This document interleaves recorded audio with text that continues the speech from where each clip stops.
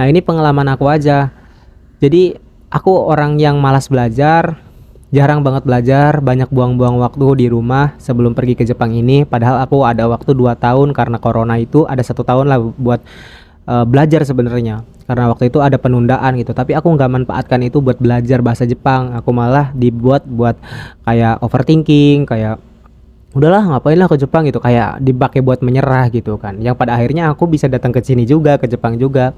Jadi aku juga menyesalkan hal itu karena aku telah membuang-buang waktu untuk tidak belajar waktu itu. Harusnya waktu itu belajar, aku belajar bahasa Jepang.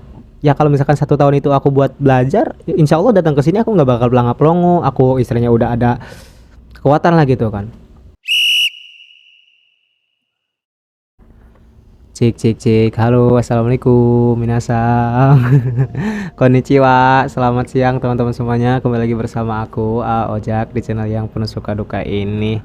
Jadi Ojak teh hari ini lagi QK, teman-teman. QK itu istirahat siang.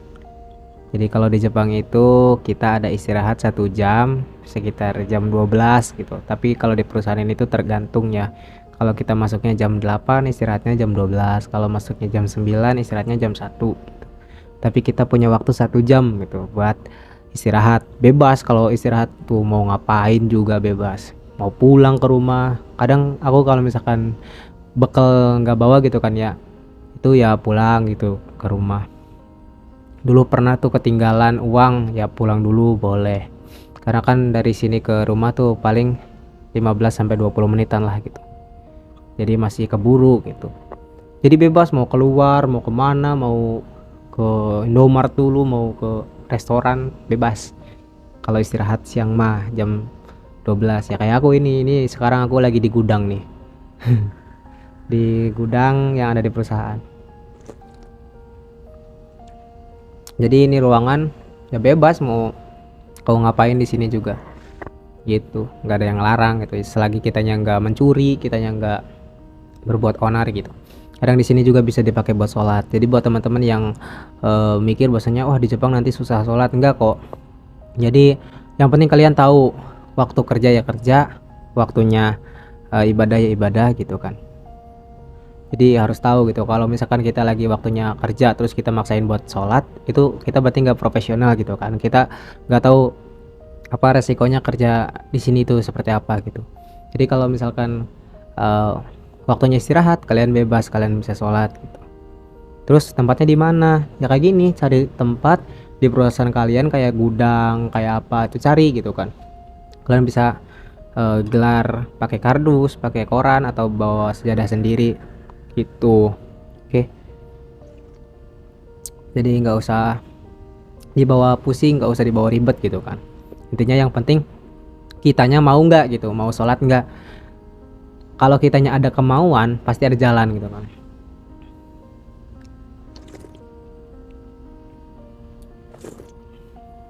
Kecuali kayak misalkan sholat Jumat. Kalau sholat Jumat itu kan di sini satu nggak ada masjid, kemudian juga hari Jumatnya kerja, itu udah nggak bisa lagi buat di apa ya,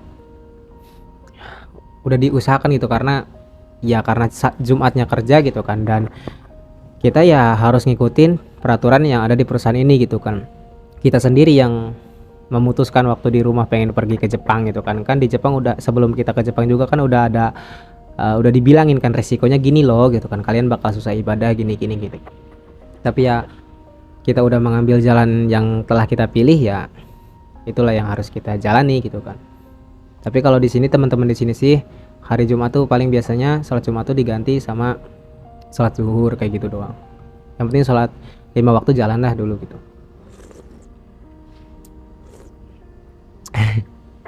Oh iya, jadi di video kali ini tuh aku sebenarnya mau cerita. Kemarin tuh ada yang nge-WA kan, nge-WhatsApp tuh temen dari deket di daerah aku itu. Ada yang bilang gini katanya, "Bang, itu pas datang ke Jepang itu abang tuh langsung bisa bahasa Jepangnya gitu kan, langsung ngerti orang Jepang ngomong gitu, atau pelangap longo," katanya gitu. Kata dia teh, dia takut katanya, takut pas nanti sampai Jepang dia pelangap longo sendirian gitu, teman-teman pada bisa bahasa Jepang sedangkan kita nggak bisa. ingin gitu. Nah, jadi ini tuh sama persis, sama banget kayak aku waktu sebelum pergi ke Jepang. Aku juga di kepala aku tuh dulu ada pertanyaan nanti gimana ya gitu kan pas udah sampai ke Jepang. Apakah kita kayak bakalan pelangap-longo sendirian gitu kan, nggak ngerti gitu. Karena meskipun kita udah belajar bahasa Jepang, udah tahu kosakata gitu kan, tapi kan kita ngedenger orang Jepang ngomong tuh tetap masih susah buat ngertiin gitu guys ya. Gitu. Jadi jawabannya ya aku pas datang ke Jepang ya pelangap-longo. Hah? Hah? Kalau orang Jepang ngomong, hah? Semua gitu sih. Kalau menurut aku sih semuanya seperti itu ya rata-rata seperti itu. Karena satu ya kita datang dari negara Indonesia ke negara Jepang gitu kan. Kita terbiasa mendengarkan bahasa-bahasa Indonesia gitu kan. Belum terbiasa dengan ngomong sama orang Jepang tuh belum terbiasa gitu kan meskipun kita udah belajar. Jadi telinga kita ini tuh belum terbiasa gitu buat kosakata Jepang itu. Apalagi ya misalkan gini, kayak kita ngomong misalkan gini. O genki desu ka? Kalau kita kan gitu kan. Kalau di sini genki desu ka? Gitu kayak samar kan kedengarannya gitu kan. Orang Jepang tuh enggak o genki desu ka? Enggak, kalau ngomong tuh kayak genki desu ka? Gitu. Jadi beda banget kan gitu kan. Nah, terus juga ada misalkan contoh gini nih. Toire e itemo ii desu ka? Toire e itemo ii desu ka? Gitu kan. Kalau di Indonesia kan. Nah, kalau orang Jepangnya toire itemo ii desu ka? Gitu. Toire itemo ii desu ka? Gitu. Jadi cepet gitu, cepet terus ya gitulah aksennya orang Jepang. Jadi wajar kalau misalkan kita datang ke Jepang itu masih pelangap-longo, kita belum terbiasa gitu kan. Lagian orangnya Jepang juga dia belum tahu kosakata apa sih yang si anak ini ngerti-ngerti gitu kan. Jadi dia juga sampai bilang, aku tuh nggak tahu loh gitu kan kosakata apa yang sudah kamu pelajari. Jadi maaf kalau misalkan ada kosakata aku yang susah dimengerti buat kalian gitu. Gitu sampai orang Jepang juga bilang kayak gitu. Jadi santai aja.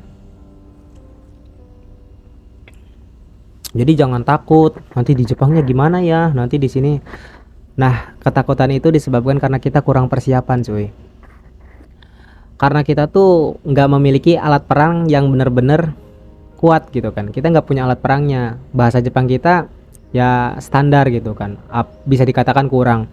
Coba kalau kitanya bahasa Jepangnya bagus, terus kita belajarnya optimal, otomatis kita punya alat perang buat pergi ke negara orang gitu. Nah, ini pengalaman aku aja.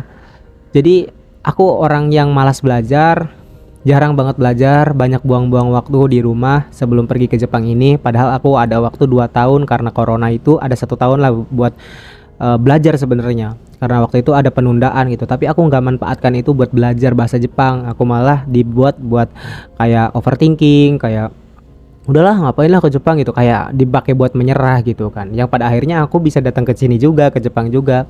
Jadi aku juga menyesalkan hal itu karena aku telah membuang-buang waktu untuk tidak belajar waktu itu.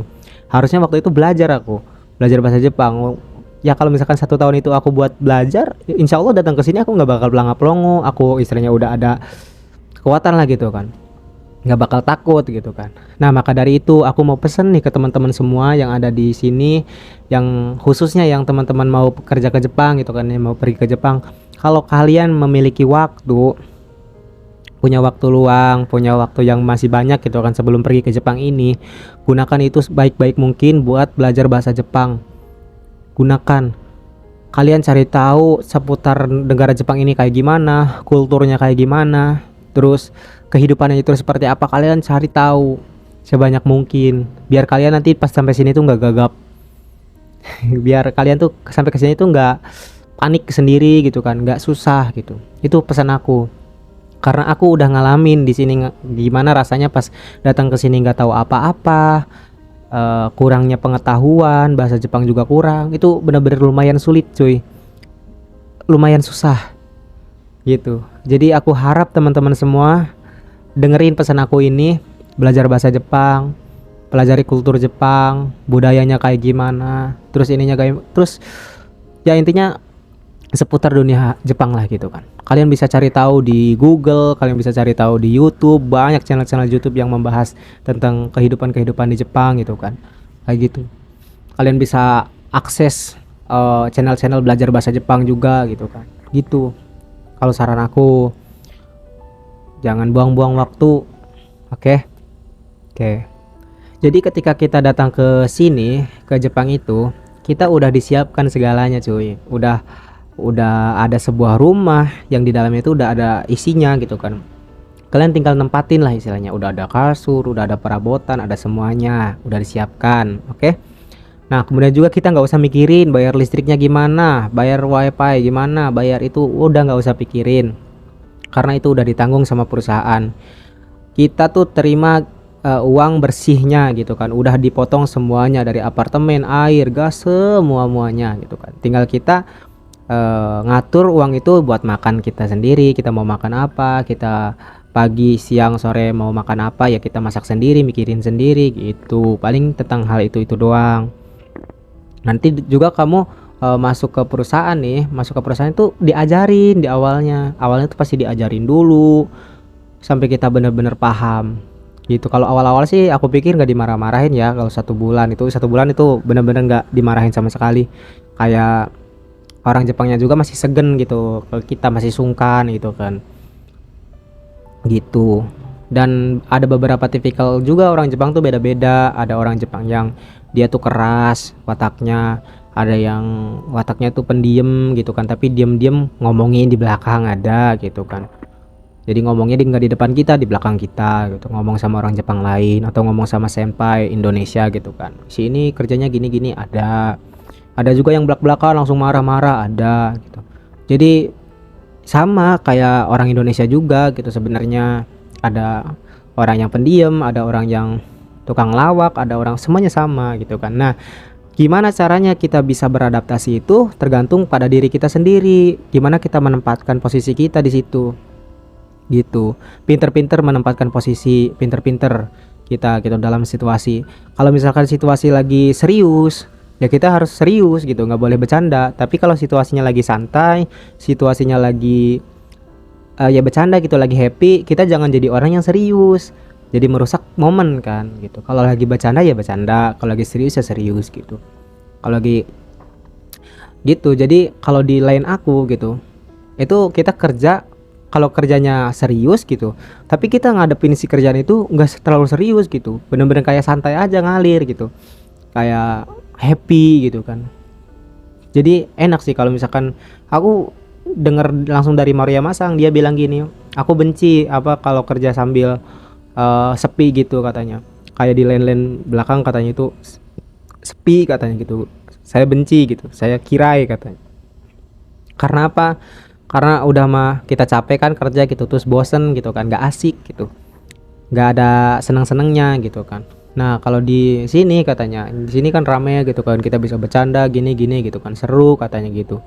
Jadi nggak terlalu jadi beban pikiran pekerjaan itu. Nah itu juga aku setuju, karena ya sebagian besar waktu kita itu kan digunakan di pekerjaan ya gitu kan. Senin sampai Jumat lah, Senin sampai Sabtu kita bekerja. Kita cuman punya waktu libur cuman di hari Minggu, misalkan Sabtu Minggu. Itu udah udah hampir setengahnya dalam hidup kita tuh untuk bekerja gitu kan. Kalau misalkan dalam pekerjaan itu kita tidak bahagia, kita tidak bisa enjoy, kita tidak bisa senang gitu kan, istilahnya kita rugi banget gitu, rugi besar gitu kan, ya enggak? Udah menyia-nyiakan waktu itu gitu kan, untuk tidak bahagia, untuk tidak enjoy gitu kan. Makanya aku sebisa mungkin aku harus menciptakan suasana yang benar-benar harmonis, suasana yang benar-benar asik, enjoy di tempatku bekerja. Nah itu dimulai dari mana? Dimulai dari diri kita sendiri gitu.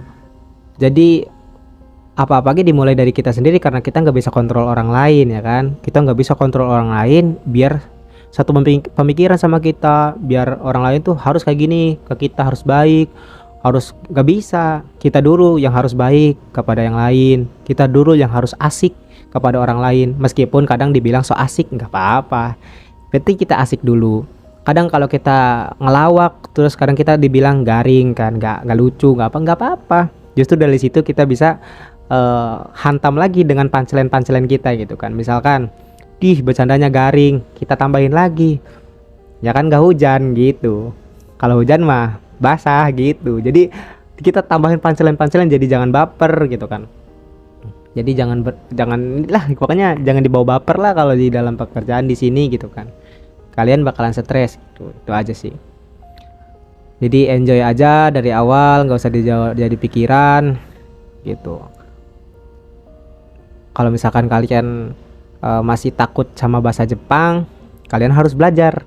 Intinya persiapkan sepintar mungkin, sejago mungkin bahasa Jepang kalian, biar kalian tuh udah nggak takut lagi. Karena kalau udah bisa mah nggak bakalan takut ya kan? Iya, takut tuh karena kita nggak bisa. Itu, oke? Jadi mungkin kayak gitu aja lah sharing-sharing hari ini ya. Aku mau lanjut istirahat dulu.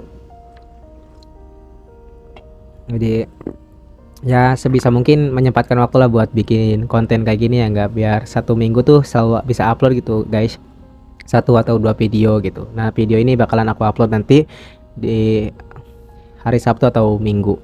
Jadi terima kasih banget buat teman-teman yang udah ngikutin channel ini dari awal sampai sekarang, dan selamat bergabung juga buat teman-teman baru yang baru menemukan channel ini gitu kan. Mudah-mudahan channel ini bisa memberikan banyak manfaat, bisa memberikan wawasan inspirasi kepada kalian semua gitu kan. Itu sih, aku kaget banget sih di bulan ini, di bulan Januari bener-bener peningkatan lumayan besar gitu kan. Karena biasanya ngupload video itu ya sepi gitu kan, jarang ada yang nonton. Sekarang udah mulai banyak yang nonton. Terus juga di bulan ini, satu bulan ini aku dapat 1000 subscriber lagi gitu kan.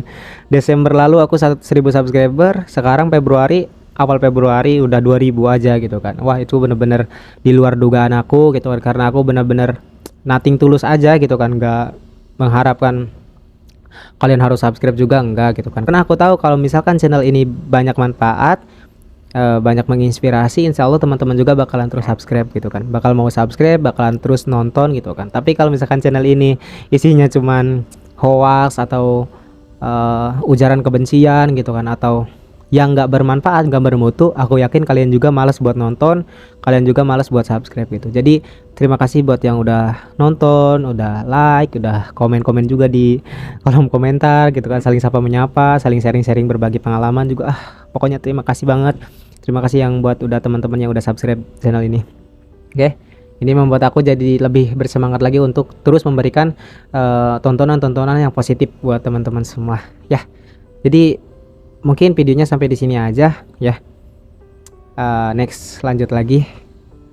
Oke. Jadi jangan kangen sama Ojak, karena Ojak nggak bakal kemana-mana. Oke. Nanti kita ketemu lagi di next video. Terima kasih yang sudah menonton. I love you so much. Bye bye. Mata nih. Assalamualaikum warahmatullahi wabarakatuh. Dadah.